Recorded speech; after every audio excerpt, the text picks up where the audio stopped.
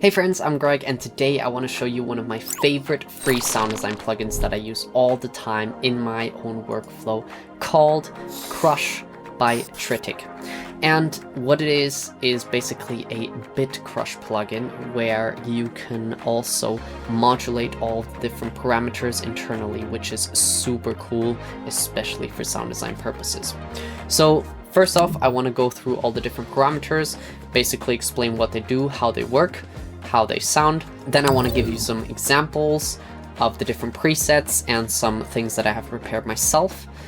And lastly, I want to show you how I use it in my personal sound design workflow.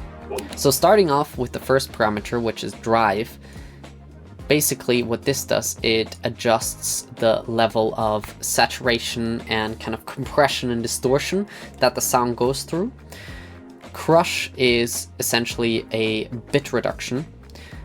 Downsample, also known as DWSP, reduces the sample rate, and if you're ever confused, you can just look down here because the tooltips are there, so that's super handy.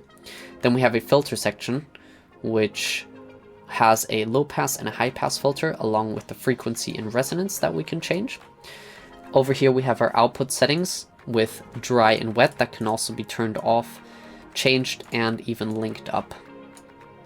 This is super useful because when we have for example, a sound that we just want to add a little bit of a bite to, we can bring in the dry and balance it out with the wet, or if we just want the pure effect, we just get rid of the dry altogether.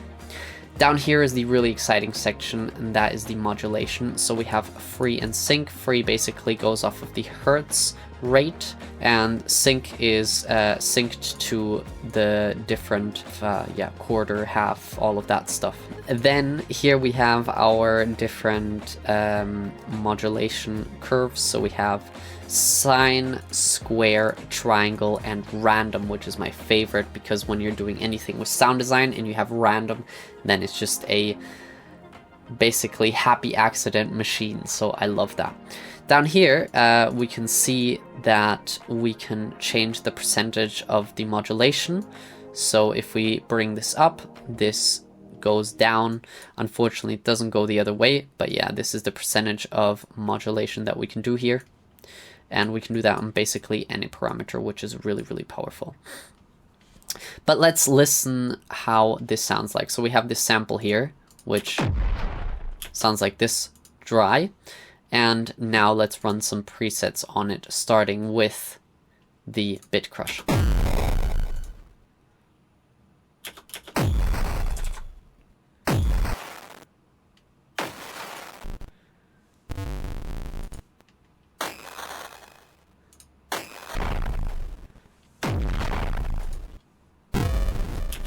We've also got some different effects.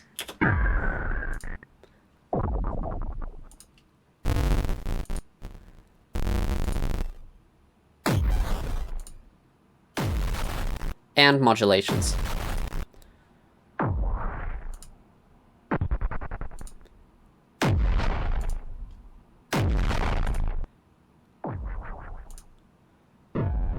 So yeah, as you can see, there's a ton of presets, which are really, really cool. And what's nice as well is we have an A/B section. So if I change something here, then I go to B, we can basically say, all right, well, I want to change this, but I'm scared that it won't sound good. Oh, well, you have a reverse undo button, which is amazing. And you also have the A/B, and we can also copy A to B, I believe, so that they are the same again. So I change it, copy it back, change it, copy it to A, or not. There we go. It copies from A to B, I guess. But yeah, that's super cool. So this really also works well with your voice. And to prove that, I'm just recording my own. This really also works well with your voice. And to prove that, I'm just recording my own. This really also works well with your voice. And to prove that, I'm just recording my own.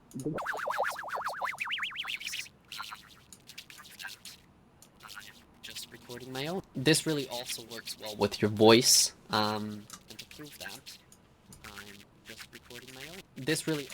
So yeah, as you can see, there's a lot of cool options here where we can basically modulate our own voice using this. So that's another way of using it. Then here it says Arcade. And the reason that is because I love this type of sound, and that is the kind of distorted 8-bit. That.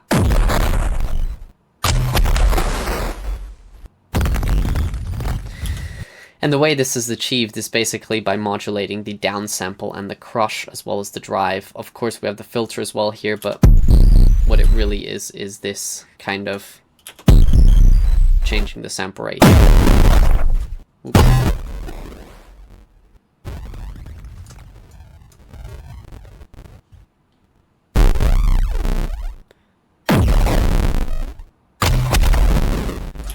And yeah, I mean, like, that just sounds absolutely epic to me. I love it. Then we've got filter stuff. So we've got this. Oops. And a car driving. And with the filter modulation, we can create some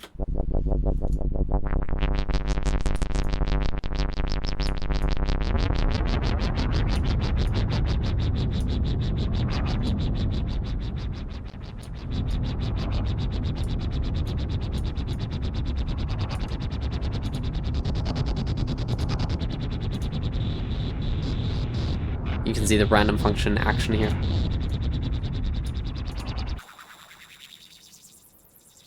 But yeah, essentially it's got a really, really good filter section as well, which I think is something that should definitely also be used.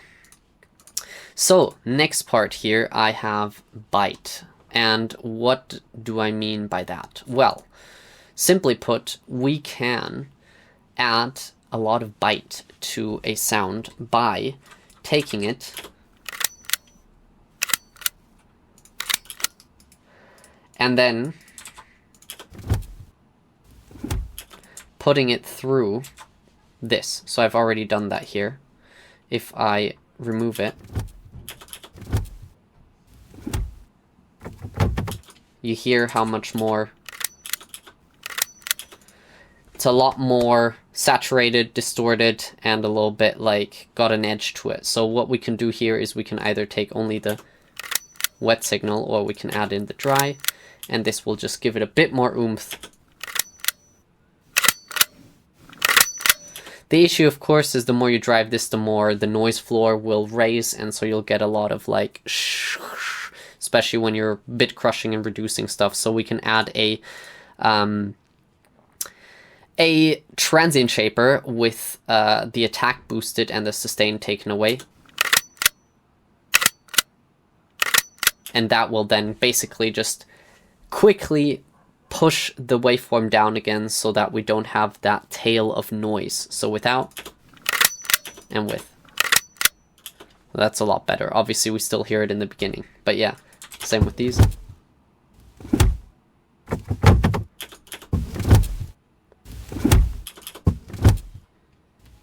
And without. So yeah, with a free bit crusher and a free transient shaper, we can just create some super intense, like, big sounds. Alright, and lastly, one of the ways I like to use this plugin in my workflow next to all of these methods I have already kind of talked about is I like to use something called Global Sampler, which records the output of the track it is on and any children tracks. And I've got Krush on here and a bunch of random samples.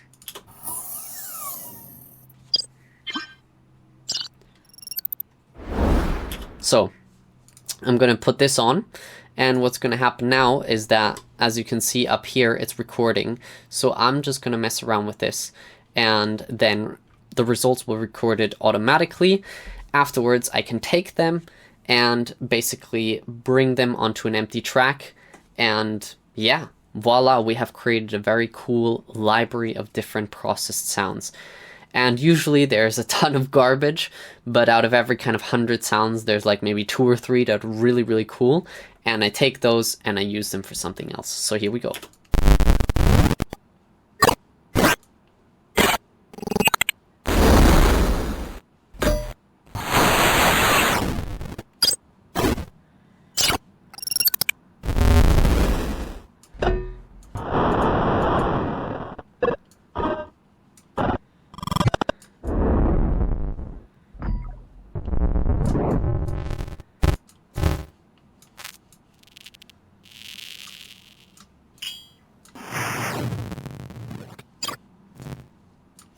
Sweet.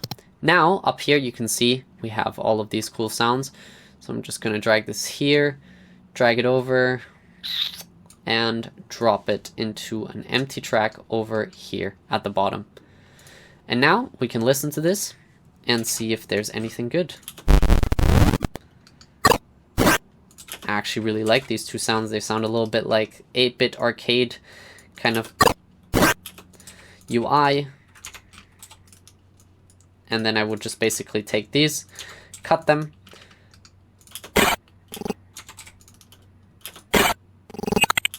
that's also not bad.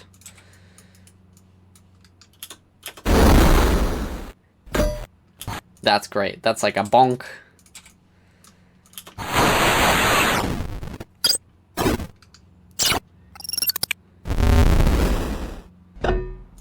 Another bonk. Oops. And there we have it. So I would then basically take these sounds, rename them, put them in my library, and voila, we have a new sound library, easily created, with tons of weird Arcady, downsampled, and big Krush stuff. And if you want to learn more about game audio but have no idea where to start, then check out gameaudiolearning.com. It's a totally free, amazing site where you can find all the resources you need to learn game audio from the ground up. So yeah, check it out. Link is in the description. I promise you won't regret it. And see you next video. Thank you for watching. Bye bye.